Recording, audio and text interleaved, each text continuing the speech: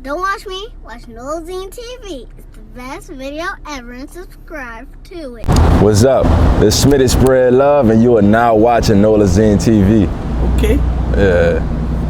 Tell everybody where you from. From New Orleans East, born and raised right there off Crowder. Goretti Park. So when did you start making music? I really started taking it seriously like 2016, but it really go back to like right after Katrina. I was trying to find something to do outside of just playing basketball. So got into making music, liked it, loved it. I used to make songs while I was in high school, everything.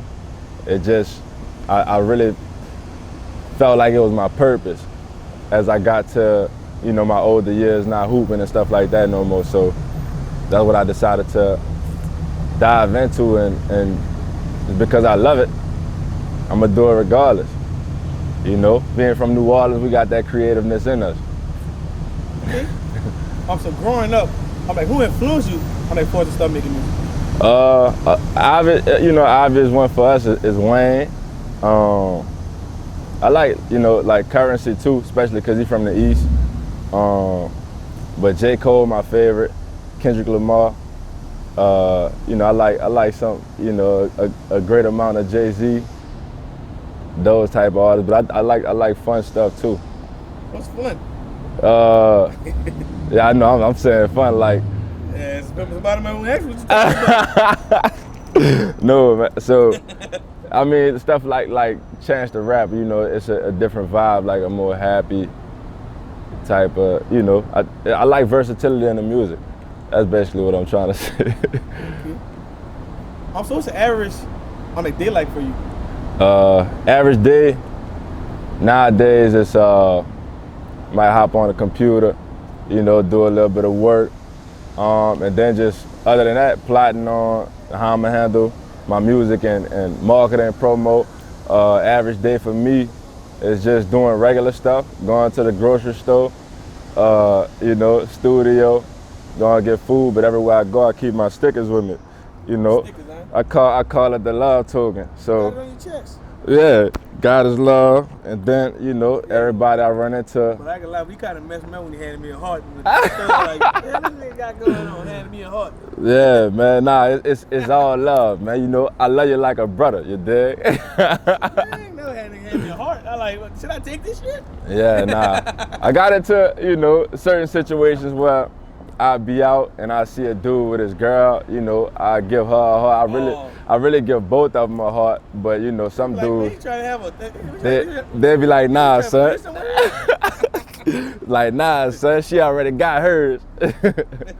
Yeah, man. I just want to show you a little respect, bro. Yeah, hand you a heart, bro. Yeah, love. so you get it. But see, that's the way you can play it too. Like, yeah, you can be getting this girl a number, then people like, what you talking about? God is love, baby. Yeah, man. I be trying to chill though, man, cause yeah, I say that cause I've been married for like 6 years now.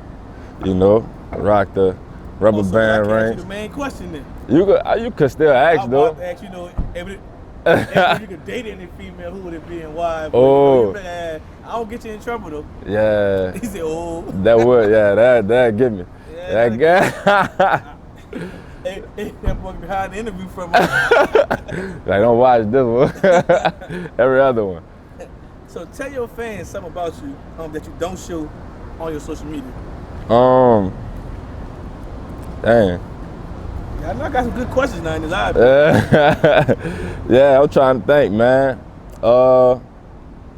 I'm pretty much good with showing mostly everything. I probably could show more of my family, but I do show a good bit of the family. I don't show I guess more of my creative stuff. I haven't shown it yet, but I've been working on stuff kind of like, some people look at the God is love, logo and situation and automatically take it to church. But for me, it's not about that. It's more spiritual. Not saying that anything is wrong with church, but with my creativity, some songs come to my head that, might not be pleasing to a certain audience, but I'm starting to learn that you just kind of gotta go with your move and the people gonna love you for you. Okay. Okay. Okay, I got a question for you. So I mean, how do you balance having a music career and being married at the same time? Oh. Because like acting for one, upcoming artist, you still gotta go out and make yourself known, and your wife might be like, yeah. Why you always going outside? Yeah. So, I mean, a good way, like just looking at other people in the industry. I like kind of like how Kevin Gates operate. Bring your wife on the road. Yeah, it's kind of like involve her when I can. We got a lot of kids, so I know it might not happen all the time. Like she might not be able to come everywhere, but. Well, if you don't mind us asking, how many kids do y'all have? We got 4 kids. Ooh, y'all working, huh? Yeah, we got 3 girls, 1 boy. I got my boy. Okay, well, I got another question. We speaking on there. Yeah. Having 3 little girls, like when you in the booth, do you kind of step away from far as saying certain things? By having 3 daughters? Sometimes, but at the same time, anything that I could say could happen in real life too. So it's like, you don't want them to be naive, but at the same time, if I do say certain things, then mama just be like, oh no, you can't listen to this song by daddy, not till you turn 18 or something like that. Then you could go back and listen to it. But even if they hear it right now, it's gonna be real stuff, so it ain't that big of a deal at the end of the day. So, all right, I was talking to someone last week about this. So, being a father, and you having 3 little girls, I have no kids, but how do you feel when you listen to the radio and you see your daughter singing Megan Thee Stallion? I don't know what I would think if I see my little young girls screaming WAP. Yeah, see, all right, yeah. In that instance, you got a point, cause yeah, ain't none of my daughters about to be. You just ride in the car and they see guns and hoes in this house. But what you supposed to like? Yeah, I'm gonna whoop their ass. Yeah, you can look at it 2 different ways though. It's like either you gonna be them parents that's gonna be strict on them, and it's just like you can let them know, cause I think my girl. But they you like, Daddy, you do music? Yeah, true.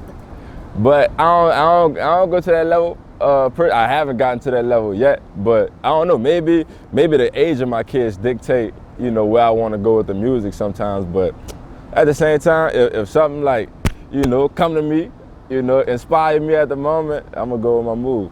So have you ever made a song like that? See. Before you married? Nah, I got a song that's it's called Wetter Better. So I don't think I'm better than you, but I bet I get her wetter than you. And it's like the same thing. Yeah, but you can think of it in certain ways. And so what kind of conversation would you have with your daughter when she actually hear that song? And hear that song, huh? I'm gonna be like, man, look, that was me talking about me and your mom, you hear me? That's what you gonna play? Me and your mom, huh? Me and your mom, yeah, cause I don't know, but it's really, when I look at that song, it's really just like for every. As a music artist, one day you may have to address why you made this song. Yeah, true. Yeah. Well, yeah, I'm gonna be like, man, I made this song, just for all my fellas, just inspiring them to have confidence. You know what I'm saying? Cause no matter what it is, you really make a chick wet by connecting with them emotionally more than anything. So, right, in that sense, yeah, it's just like. You trying to speak to the pussy. Facts, man. I got a funny question for you. So, we gonna say before you were married. Yeah. Have you ever been catfished? Yeah, I have, but not the catfish ain't really go too far. It was just more. You caught it early, huh? Yeah, I caught it early. Yeah. That's a hell of a question. So how well do you take constructive criticism? Taking constructive criticism. I'm gonna listen to whatever somebody gotta say. I used to drive Uber and Lyft before COVID happened. So I used to play my music for all the riders in the car. And this nigga was listening to his music. I mean, I was an independent contractor. You gotta do what you gotta do. So when I play my music for them, I just open the floor up for, just their honest opinion. And really 99% of the people rock with it. But, that other 1%, it's people that have told me, man, your music trash. To my face in the whip. I'm about to ask you everybody that question. Have you ever experienced someone tell you about your music trash? But you gotta really look at how music is a numbers game in a sense. it's an It doesn't audience. matter, yeah, who likes your music. I always tell artists that. Yeah. Like, yo, bro, check my music. Like, it's not about me. Yeah.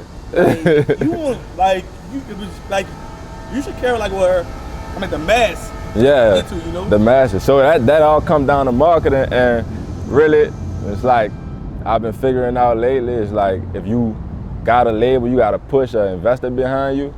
You know, that stuff help you out a whole lot. But I mean, the independent wave is pretty cool too, especially if you able to get the revenue to put money into it. I can teach artists to be independent. Yeah. Like, cause realistically, everybody's not gonna get signed. Yeah, You exactly. just find with, like, I actually give game like that. Like, all right, if you're an artist and you are a consistent artist who drop a lot of videos, Yeah. I say you should at least get with 10 or 20 blogs. Just keep them on your payroll. It's better than a radio station. They're gonna see you straight to your YouTube link. Just like build relationships with blogs. Yeah. Like, it's simple things. Yeah, stuff like that. Always find ways to like drop content. Yeah. Interviews with multiple people. Yeah. Get flyers done. Just always be ready to drop content. Yeah, and that's what it is. So it's just like kind of the more you do it, 10,000 hour rule, better you get at it. So it's like the more you do it, you start to realize more and more stuff. That's what dudes be talking about when they say like study the game. So I'm like, what's your most memorable concert performance that you had? And I'm telling people why. So it really was performing at the House of Blues downtown Houston, Living Room Social. Keith Jacobs and Tay Powers, you know, they some real powerhouses on the underground scene in Houston as far as like giving artists opportunity to display their gifts. So the House of Blues, great audio. I'm performing really, What a Better, Meditate. Love that What a Better. Yeah, meditate. And it's like, that was one of the first times for me where I really felt that love coming back from the crowd. Like I had their attention and they was singing the words of my songs. So just that feeling is a wonderful feeling. So it's like being able to create music for people to rock with you like that. When you get a crowd together, it's a beautiful thing. So for me right now, that's my favorite moment. They encouraged me to get into throwing my own shows and stuff like that. And now I've been building a bag up, so it's just a matter of whenever they let the COVID restrictions out, we're gonna get back to work. Fuck it, you need to start, you jump on the back of 18-wheeler trailer and make your own concert. For real. And just fuck it. You might just get fined by your city, but hey, you can make it go viral. Yeah, true. See, look at that. Yeah. All marketing, if you pay for interview, and you get a marketing with Nolazine. Yeah, come on. You check marketing, baby. So I'm like, do you have any projects coming up? Been working on a project called Evil Genius 2. It's a sequel to like the first official tape I put out. I called it an EP. It's 7 songs, me and AG, the Genius Child. So I won a contest and he gave me a free EP, 7 beats. He made that tape, liked it. He's like, man, look, let's keep working. How did it feel to actually win a contest? Because I never won shit. So I just want to know. Like, I ain't gonna lie, a lot of times with like the social media contests and stuff like that, I feel like, you know, it could be like a favoritism thing a lot of times. It's about you having people support you and fans. Yeah, that too. But at the same time, in that particular contest, you know, I felt like I put out the best product and they recognized it as such. So, you know, it was cool. Like, it's a good feeling. And it built a relationship to where we're working on another tape. He producing everything. And I'm getting better and better and more fire and stuff. You gotta listen to the Quarantine and the Quarantine Part 2. I dropped 2. Oh, so you dropped stuff Yeah. after the pandemic. Yeah. And I actually told artists, I'm like, man, this is the best time to drop music and videos. Like, if I was an artist, I would at least shot about 100 videos. He said at least 100. You gotta think about it. We know we're going back on shutdown. Yeah. We're gonna be back on their phone. Right. Holidays coming up. Yeah. You supposed to build relationship with blogs that keep dropping. Yeah. That's the reason why I shoot so many visuals. Yeah. You're supposed to keep dropping content. Yeah. Content is king. Facts. So, you know, you can be independent. Like, I tell artists, hey, when you hang with 10 people, go buy a camera. Teach the niggas how to work a camera. Teach them how to be the manager. Facts. What you got all them hanging around you for? If you don't do nothing. Exactly. They gotta be your team, working towards the same goal. Okay. So tell the people, I'm like, what do you enjoy most about being a music artist? And also, I'm like, what do you I'm like hate most about being a music artist? The thing I enjoy most is the love and like the confirmation from people, man. When they actually listen to your music and they like let you know like, man, nah, you ain't tripping, you dope, like you super dope. That's one thing that I love. One thing that I hate right now. I hate when you know, the engineers, like if you want to work with certain engineers that's like top of the line, a lot of times they might get taken away by the signed artists. It's like you gotta respect it because they gotta get their bread, but at the same time you like real points. Yeah, exactly. And it's like, dog, like, you know, this shit we working on is some ill shit, but at the same time you gotta go with the bread, you gotta go with the label, you know. So I wish I was able to just get in the studio, lock in with one of my favorite engineers for like, you know, a week, 2 weeks straight. You could pump out a nice level. That can be 2 tapes. Okay. So has there ever been one point like in your music career, like when you just want to give up? Yeah. Damn. I'm like, oh, nigga. Nigga got me. Nigga got me. Look. Shoot it up during the interview. This going viral. Yo. Shoot it on during the interview. Damn. Viral right here. Yeah, that's the part I'm gonna post. For real, I come back home. This how y'all show me love. Shit it on them.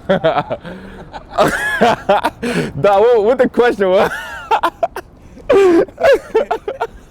You're about to make it give up. The question was, is there a point where you want to just give up? Damn. Right now it'd be top 5, but nah, man. I'm trying to think about.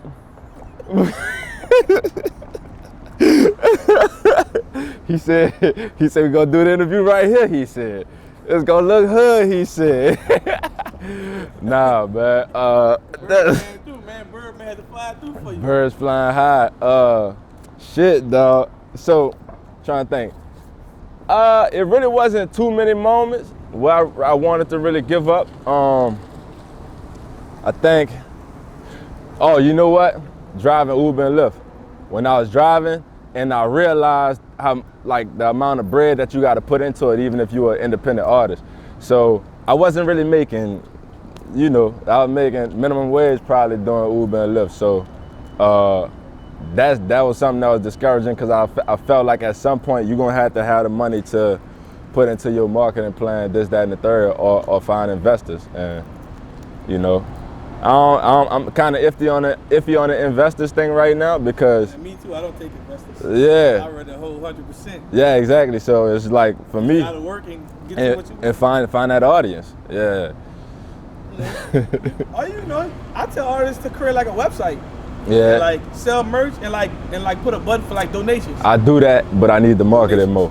Donations. Yeah. Like, look, if you believe in me, maybe just donate $1 a week if you can. And everything counts. You know, nothing against GoFundMe, but that look better than GoFundMe. Yeah, it look better than GoFundMe. Yeah. Like you think of GoFundMe, you think of a scam, you think like somebody really fucked up. Yeah, charity, like you paying for somebody's funeral or you something. You do need charity, man, but y'all see the birds just trying to shit Hey, on them? Facts, man.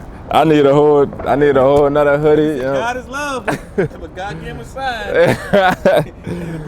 the bird don't like your music, huh? No, son. What it really was, he saw me. He was like, "Oh, that's Smitty. He the shit." Yeah, right take there. Some of that shit. I actually heard when you get shit on by a bird, it's actually good luck. Fact. Hey. Look at that. You had good luck during the interview. Come on, dog. Got shit on. You the first person got shit on. That's crazy. I can tell you that now. Yeah, man. That was wild. Hold on quick. So I'm like 3 years from now, I'm like, where you see your music career going? I feel like 3 years from now, cause going off the 10,000 hour rule, I really started taking music seriously like 2016. And what rule? 10,000 hour rule. You never heard of that? You gotta, gotta coach everybody. My fault. Everybody might don't know what that rule is. 10,000 hour rule is it takes 10,000 hours to master your craft. So if you put that much time into something, you don't have no choice but to get better at it. It's just like, And part so have of. you actually counted your 10,000 hours? That's what I'm saying. So really, in 3 years, I should be well over 10,000 hours. So it's just a matter I of. think I'm over 10,000 hours. That's what I'm saying. The amount of videos you do. I saw on my YouTube, I did like 300 interviews in 3 years.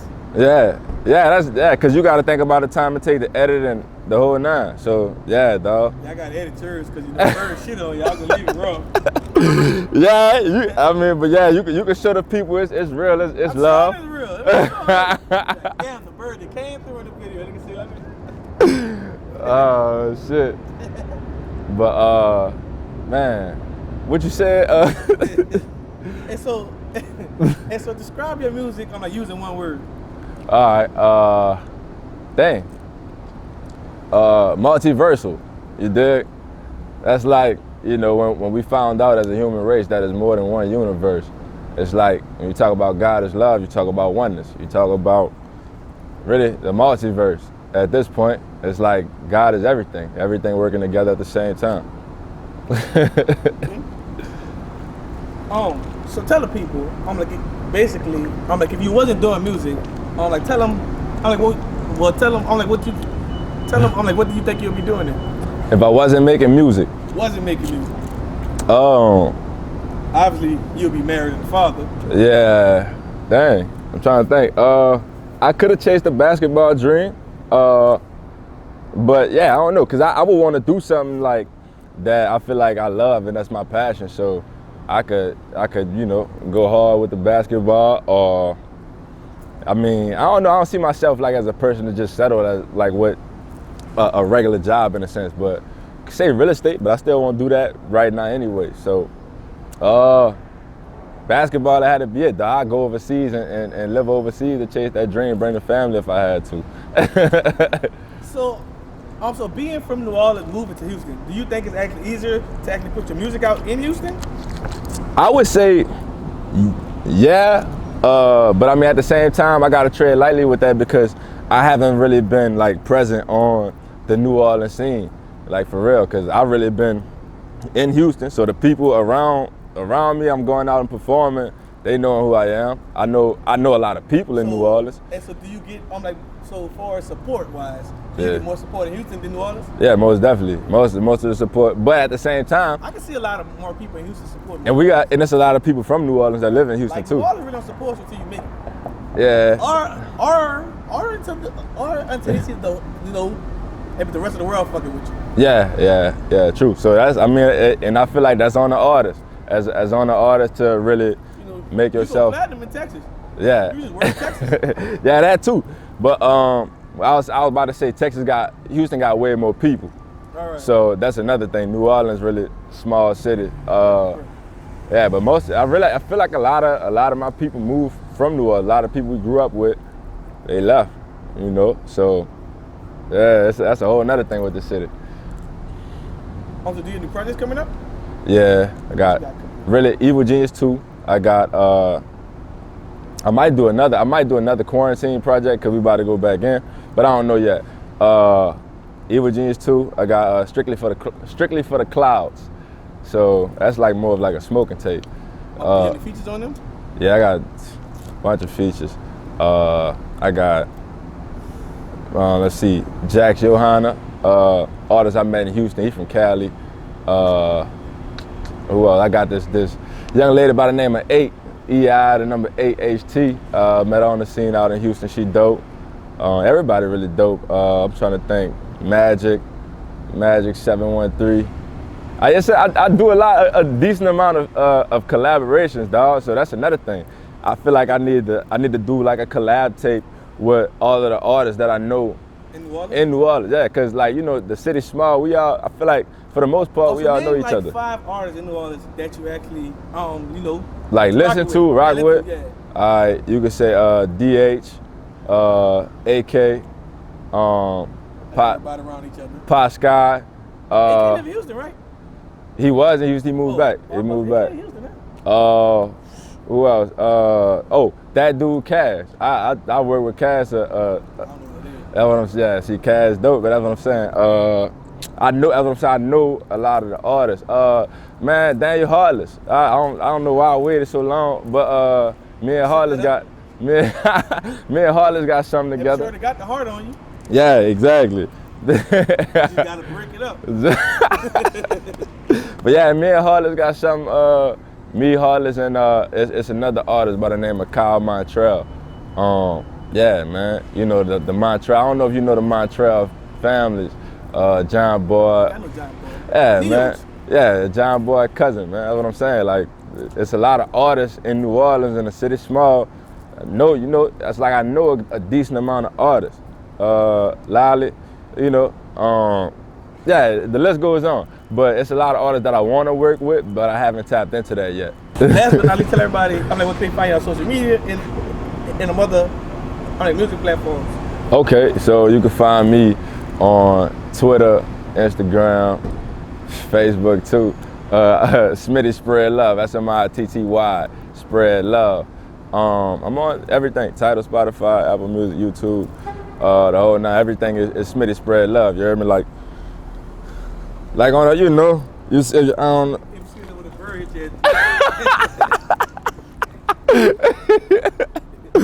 Oh man, bro. Oh shit. we done. Nolazine, make him scream.